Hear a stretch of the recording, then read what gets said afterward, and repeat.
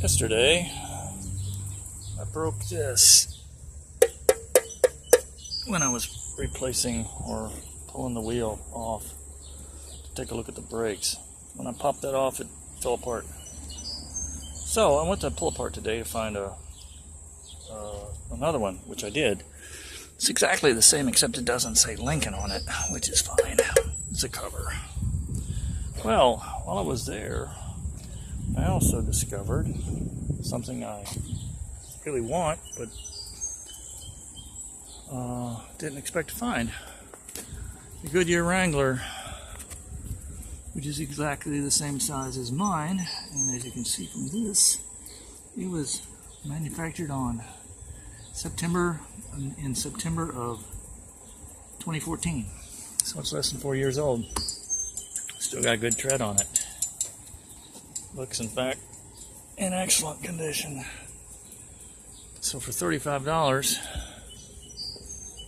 I'm going to replace my last Pirelli here, which is, I'm sure you can see, has cracks all over the side of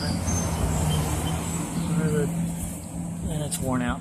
So that's what I'm going to be doing here in just a few minutes, replacing this tire.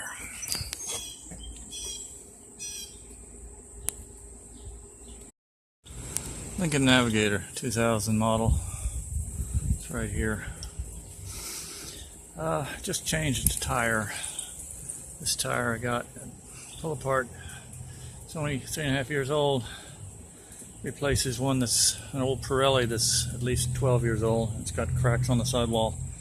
All the rest of these tires are the same thing, Goodyear Wranglers. Well, since I'm doing this, I'm going to swap out the Pirelli. It's going to be my spare.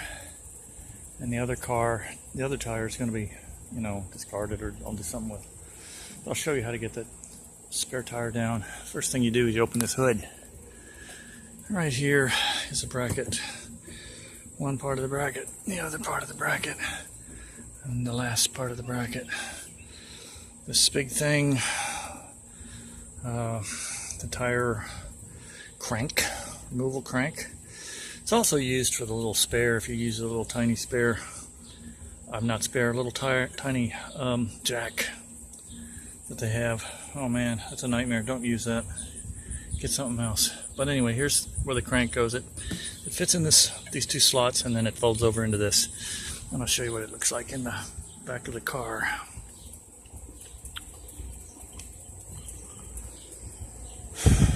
Alright, I've already lowered it. There's the crank I was talking about.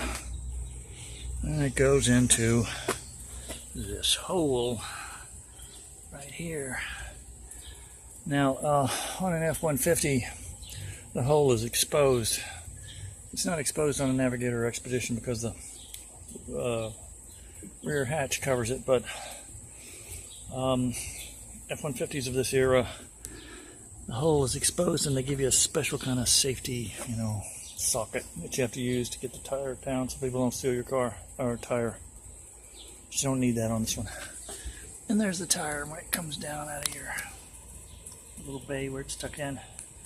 There's a metal bracket that holds it in. You just let that out, and you put the other tire that you're going to change out in there, and you crank it back up, which is what I'm getting ready to do. We found this somewhat helpful anyway.